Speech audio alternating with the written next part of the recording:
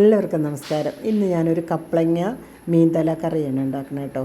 ഇതിന് 2 മീനിൻ്റെ തലയുണ്ട്, വറ്റേൻ്റെ 2 തല, ഒരു സവാള, 3 പച്ചമുളക്, ഒരു മുറി തേങ്ങ, ഒരു പപ്പായ, പിന്നെ കുറച്ച് ഇഞ്ചി, പിന്നെ വെളുത്തുള്ളി, ഇത്രയാണുള്ളത്. ഇതൊക്കെ നമ്മൾ അരിഞ്ഞ് കഴുകി വൃത്തിയാക്കി എടുത്ത് വെക്കണം. ആദ്യം തേങ്ങ നന്നായിട്ട് നെയ്യ് പോലെ അരച്ചെടുത്ത് മാറ്റി വെക്കണം കേട്ടോ. തേങ്ങ നന്നായിട്ട് അരയണം, എങ്കിലും ഇത് നല്ല ചേർന്ന് കിട്ടുള്ളൂ കറിയിലേക്ക് കേട്ടോ.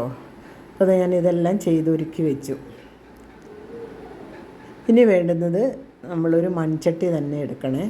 മൺചട്ടി ചൂടാകുമ്പോൾ അതിലേക്ക് കടുകിടുക. മൺചട്ടി ആകുമ്പോൾ ഇത്തിരി സമയം പിടിക്കുമല്ലോ പൊട്ടാനൊക്കെ. ചീനിച്ചട്ടി പോലെ പെട്ടെന്നൊന്നും ആയി കിട്ടില്ലല്ലോ. അപ്പോൾ അത് കടുക് പൊട്ടിക്കഴിഞ്ഞതിന് ശേഷം ഒരു 1/4 സ്പൂണ്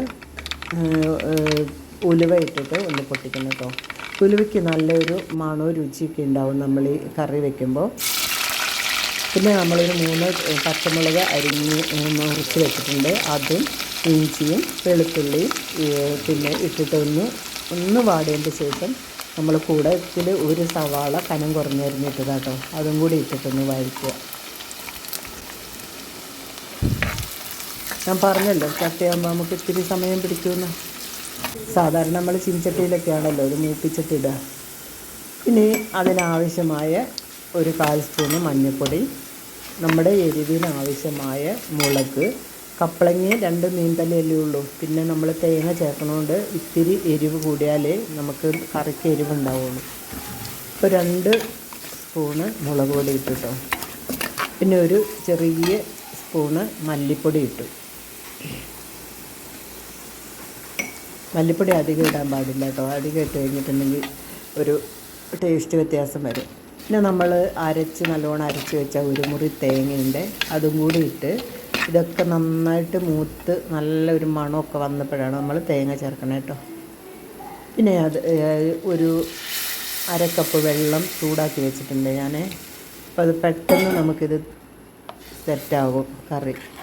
അപ്പോൾ ആ തിളച്ച വെള്ളം അതിനകത്തേക്ക് മസാലയിലേക്ക് ഒഴിച്ച് കഴിഞ്ഞാൽ പെട്ടെന്ന് ഇത് കറി തിളയ്ക്കും.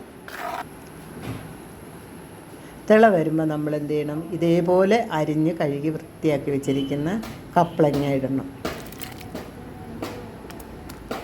അപ്പോൾ ഇങ്ങനെ അരിഞ്ഞ് കഴിയുമ്പോഴാണ് ഇത് നമുക്ക് ഓരോ കഷ്ണം എടുത്ത് തിന്നാൻ നല്ല എളുപ്പമായിരിക്കും, നല്ല ടേസ്റ്റായിരിക്കും കേട്ടോ. ഇത് സാധാരണ മത്തിയിലാണ് ഏറ്റവും കൂടുതൽ ടേസ്റ്റ് ഉണ്ടാകുക, ഈ കപ്ലങ്ങ കുമ്പളങ്ങയൊക്കെ ഇടുമ്പോൾ. പിന്നെ ആവശ്യമായ ഉപ്പിട്ട് കൊടുക്കുക.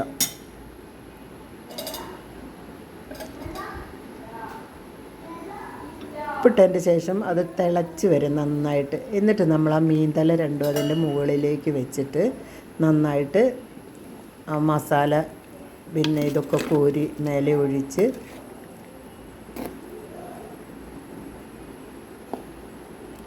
അപ്പം മീൻ തല നല്ല എല്ലാത്തിൻ്റെയും മസാലേൻ്റെ ഇതിൻ്റെയൊക്കെ ഉള്ളിൽ പോകും കേട്ടോ. ഇപ്പം തന്നെ കാണാൻ നല്ല രസമില്ലേ, കറി കാണാൻ തന്നെ. ഇതിൻ്റെ ഗ്രേവി തന്നെ കൂട്ടാൻ നല്ല രസമുണ്ടാവും.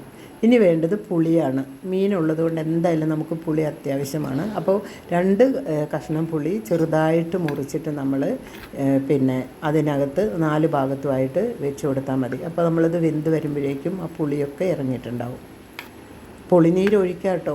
ഈ കറിക്ക് ഇപ്പം നമ്മൾ അത്രയ്ക്ക് പുളിനീരൊന്നും തിളപ്പിച്ച് കഷ്ടപ്പെടണ്ടല്ലോ, അതുകൊണ്ട് പുളി ഇട്ടു എന്നുള്ളൂ.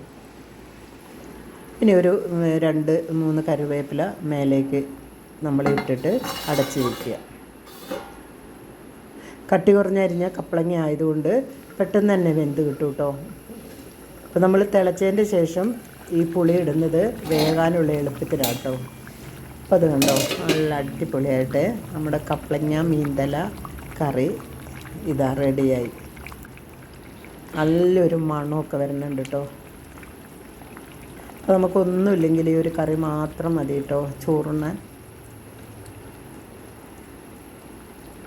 വറ്റേൻ്റെ തലയായതുകൊണ്ട് ഇങ്ങനെ നല്ല മോദത്തലയാണെങ്കിൽ സൂപ്പർ ടേസ്റ്റായിരിക്കും.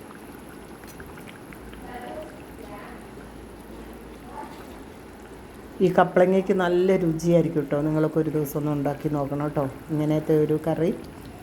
എന്നിട്ട് നിങ്ങൾക്ക് ഇഷ്ടമായിട്ടുണ്ടെങ്കിൽ നിങ്ങളുടെ അഭിപ്രായങ്ങളൊക്കെ ഒന്ന് പറയണം. സബ്സ്ക്രൈബ് ചെയ്യാത്തവരൊക്കെ ഒന്ന് സബ്സ്ക്രൈബ് ചെയ്യുക, ലൈക്ക് ചെയ്യുക, ഷെയർ ചെയ്യുക. ആ ബെല്ലൈക്കൻ ഒന്ന് അടിക്കുവാണെങ്കിൽ എൻ്റെ എല്ലാ വീഡിയോസും വരും. നിങ്ങളെല്ലാവരും എന്നെ ഒന്ന് സപ്പോർട്ട് ചെയ്യണം.